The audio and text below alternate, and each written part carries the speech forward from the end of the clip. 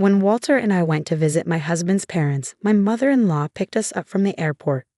But instead of letting us ride in her car, she said we had to walk home. It's a long journey, about 3 hours each way. Even though I'm strong, this made me really upset. I almost cried, but luckily someone helped me out.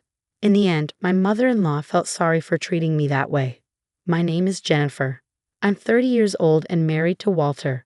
We met in college through the mountain club, where we both love climbing mountains. Walter is younger than me and very good-looking. Sometimes I wonder why he chose me out of all the girls who like him. But he says he likes that I'm strong and don't complain, even when things are tough. Walter has a good job at a big company and makes a lot of money. We've been happy together since we got married, just like when we were students. But there's something that bothers me. Sometimes during dinner, Walter gets calls from his mom and goes to talk to her in another room. My mother-in-law calls Walter a lot, like every other day. She really loves her son, and Walter is always nice to her. Sometimes I think he's too close to his mom, like a mama's boy. But because she raised Walter well, I try to respect her too. But it feels like we don't really get along. I remember before we got married when we went to visit them. My mother-in-law didn't seem too happy when she found out I'm 2 years older than Walter and almost 30. She looked upset the whole time. But my father-in-law didn't mind. He said love is what matters and that I seem like a good match for Walter, especially because he has a soft side. But my mother-in-law didn't like that either. Since she couldn't argue with my father-in-law, she started picking on me when he wasn't looking. She'd say things like, "Oops, sorry Jennifer, I think these snacks are bad. Let me get you something else," even though they were fine. It felt like she was trying to annoy me on purpose. I got really good at reading her expressions, like I was studying animals. "It's okay, I'll just cut off the bad part and eat the rest," I said with a smile, showing that I wasn't bothered by the spoiled fruit. Being in the mountain club taught me to make the most of what you have, even if it's not perfect. My father-in-law and Walter laughed and said, "That's typical Jennifer." My father-in-law jokingly told my mother-in-law not to serve me stuff like that, which kept the mood light. But I didn't realize I was being careless. "Sorry about that," I said, still laughing. But I caught my mother-in-law's disapproving look and the sound of her tongue clicking. There were other times too, like when she came back from Italy and got Walter a nice tie but gave me a cheap t-shirt with a fake logo. "Here, try on the tie, Jennifer, and put on the shirt too," she insisted. I could tell she was trying to bother me again. I don't think a tie goes with casual clothes. And I'm not feeling like trying on anything right now," I said with a forced smile, trying to keep things friendly. But inside, I was really annoyed. Afterwards, I only wore that t-shirt for things like gardening in the summer or as a joke with my friends in photos. I really couldn't stand looking at it. These little annoyances were subtle, so only I noticed them for what they were. When I talked to Walter about it, he just brushed it off, saying, "Mom's a bit weird, just let it go." But over time, these mean little things wore me down. We live about an hour away from my in-laws, so it was easy to visit them if we wanted to, which made me feel even worse. Then one day, Walter told me, "Jennifer, I'm sorry for the sudden news, but I've been transferred. It starts next month, so get ready." Walter's transfer came out of nowhere. He'd apologized, but secretly I was relieved. It meant we could put some distance between us and my in-laws. Plus, the new place was really close to my parents' house, so it felt like moving closer to home. "Okay, leave the planning to me. I'll ask my family for help too." I happily started getting ready for the move. Finally, I could escape my mother-in-law's mean behavior. I was nervous about our new life, but mostly I felt relieved to be getting away from her. Once we moved, I thought I could finally put some distance between us. But then, I got another call from my mother-in-law. "Hi Jennifer, why didn't you answer the phone? You're not avoiding my son to hang out with your parents, are you?" I wanted to sigh loudly, but I kept calm and said, "Sorry, I was busy at the store. Walter might feel tired in this new place, so I want to make sure he gets good meals." After that, my mother-in-law started calling every 2 days. Even though we saw each other less, we talked more. But most of the time, it was her making snide comments. She'd say things like, "My son is sensitive. I wonder if someone as tough as Jennifer can understand him. His high school girlfriend was so delicate, but now he seems to like different types." It was always things that made me feel uncomfortable. It seems like my mother-in-law doesn't have any other way to deal with her stress. I felt like I had become a punching bag labeled stress relief. What hurt the most were her mean comments about having children. Jennifer, you're already 30, right? Have you thought about kids? I wonder if you being older than my son will affect having a normal child. It was shocking to hear someone say that nowadays. But since it was something I was worried about, I couldn't help but cry after hanging up the phone. I wondered what my mother-in-law really thought of me. Did she think I wouldn't be hurt by what she said? After that, she kept calling frequently. But when I only gave safe answers to avoid conflict, maybe she got bored and stopped bullying me. I felt a huge relief. Then, on New Year's Day the next year, my husband and I went to my in-laws' house. They were picking us up from the airport. Hey Walter, Jennifer, it's been a while. My father-in-law waved and greeted us warmly. I was nervous about seeing my mother-in-law, but my father-in-law's friendliness made me feel better. Happy New Year, Mom and Dad. Happy New Year to both of you. Happy New Year, glad you're here. Happy New Year, Walter, good to see you. We exchanged New Year's greetings, but my mother-in-law didn't even look at me. Maybe she was upset about my distant response to her constant calls. Our relationship felt really awkward. I was trying to figure out how to handle the situation. You must be tired from the trip. How about we take a break at the airport cafe? My father-in-law suggested happily, seeming oblivious to the tension between my mother-in-law and me. Sounds good. Wasn't there a cafe on the second floor? Walter replied cheerfully, and we headed to a cafe inside the airport. Should I drive back? No, I'm still good to drive. While the men chatted, my mother-in-law and I sat in silence. Excuse me, I need to use the restroom, I said after ordering, getting up from my seat. Oh, maybe I'll go too, my mother-in-law said, standing up to follow me. I had a sinking feeling as we approached the entrance to the women's restroom, with my mother-in-law trailing behind me.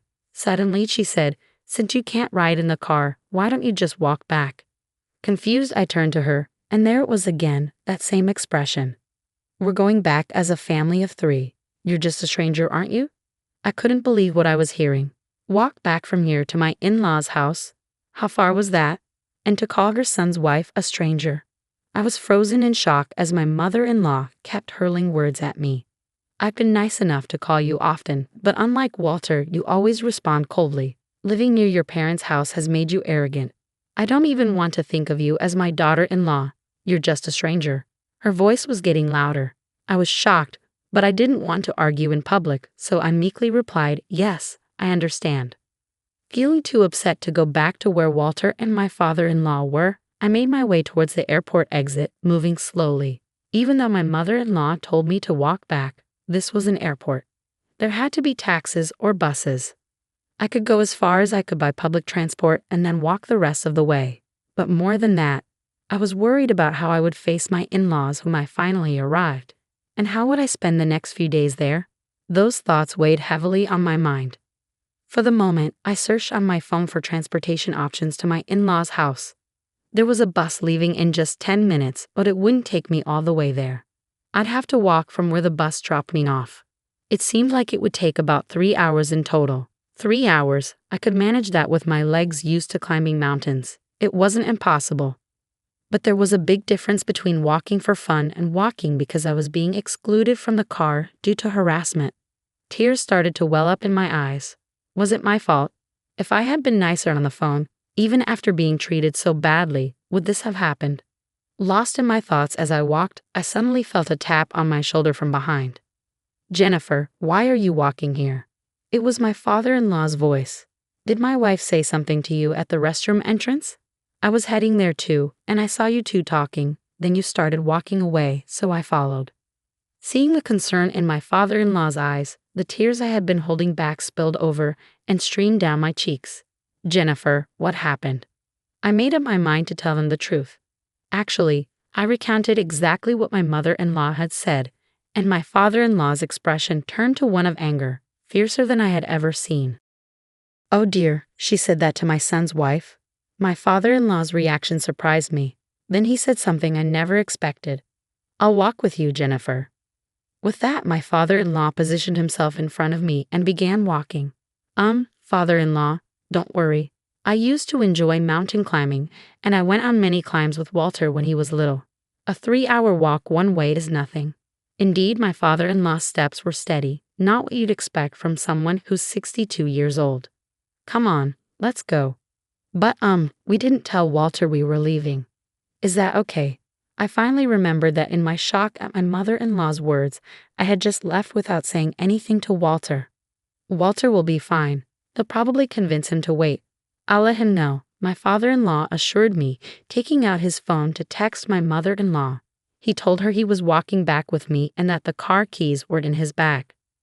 While we waited for the bus, my father-in-law's phone rang. He answered, his voice tinged with controlled anger.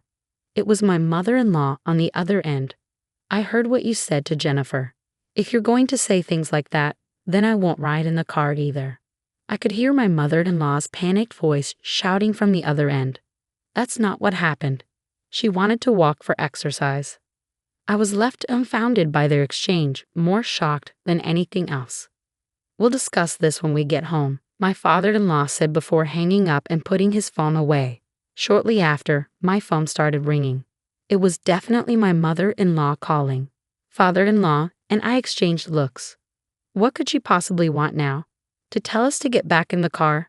I definitely wasn't going to answer. I decided to ignore it as well. Father-in-law and I quietly boarded the bus and continued walking after getting off. This way is a shortcut. There's a bit of a slope here, but let's do our best. Father-in-law occasionally offered advice as we walked, making it feel like we were climbing a mountain together. However, I hadn't planned on walking so much today and was wearing regular boots. Father-in-law was in leather shoes. Our feet were surely going to hurt during this journey. I didn't speak much, but I did ask once, Father-in-law, are your feet okay? Won't walking for a long time in those shoes hurt?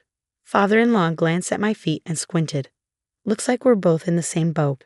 I can't believe she'd make a woman walk such a long distance in those shoes. Father-in-law's stride remained steady. Both of us considered calling a taxi, but we didn't mention it, wanting to defy my mother-in-law. But Jennifer, you're strong. Walking such a long distance without complaining. That's probably what attracted Walter to you. Hearing that made me feel a bit better. We continued walking, stopping to buy drinks from vending machines and a grocery store to stay hydrated.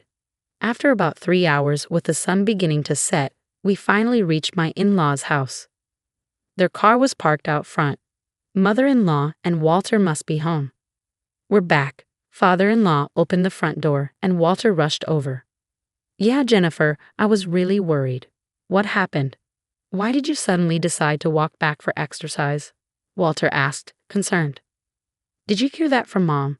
That's not it. Mom told Jennifer to walk back, Father-in-law explained, looking understandably tired as he sat down on a chair near the entrance. Mother-in-law, who had come out of the living room, looked pale and shocked. No, that's not what happened. It's not. There must have been a misunderstanding. What misunderstanding? I couldn't hold back any longer. You said, since you can't ride in the car, why don't you walk back? Didn't you? That's what happened. I don't like lying. Thanks to that, it felt like my old mountain climbing club days. A 3-hour one-way walk was good exercise. Walter looked back at mother-in-law. He knew well that I wasn't the type to lie. The father-in-law, Walter, and I were all looking at my mother-in-law. She shouted, What? You trust this woman more than me. She's just a stranger to your family, right? You trust a stranger more than your own family. I wasn't allowed in the car because I'm a stranger. I whispered sably, Mom, I can't believe you'd say that. Jennifer is important to my family. I wanted you to feel the same, Walter said, his hand shaking with anger. If you're going to treat Jennifer like this, I'm done with you, Mom. I won't answer your calls anymore. Don't contact Jennifer either. Walter held my hand and said, Let's leave. Walter, wait. Walter shut the door and without looking back, took my hand and we left. A year later. Hey Jennifer, Walter, come over here. The view is amazing. Walter, his father, and I were climbing a mountain together. 6 months later, Walter got a job transfer and we moved back to where we used to live. Since the incident at New Year's, Walter's dad decided to get divorced and moved near our place. Climbing mountains together on weekends became a regular thing for us. Should we have lunch here? We eagerly started preparing our meal at the top of the mountain. While we were busy, Walter's dad began to talk. Mom went on a spending spree after the divorce. Even though we divided our property properly, it seems she's already having money problems. Maybe she felt lonely. The divorce was tough, with lots of crying and shouting. It seems like it's best for both of us to keep some distance now. She needs to find her own way too.